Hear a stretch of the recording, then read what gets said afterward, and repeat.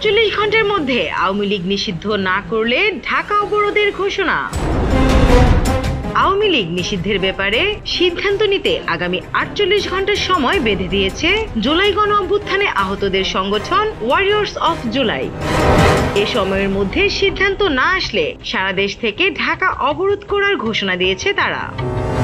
শনিবার 22 মার্চ আওয়ামী লীগ নিষিদ্ধের দাবিতে ঢাকা বিশ্ববিদ্যালয়ের রাজু ভাস্কর্যের সামনে বিক্ষোভ মিছিল শেষে অবস্থান নিয়ে এই ঘোষণা দেন সংগঠনটির নেতারা। এ সময় তারা বলেন, আমাদের পঙ্গুত্বের থেকে বের করে সাধারণ জীবন ফিরিয়ে না দিয়ে, আমাদের শহীদদের জীবন ফিরিয়ে না দিয়ে আওয়ামী লীগের পুনর্বাসন এদেশে করতে দেওয়া হবে না।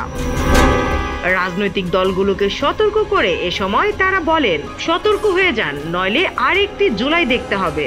শুধরে যান, নইলে আপনাদের অবস্থাও আওয়ামী লীগের মতোই হবে।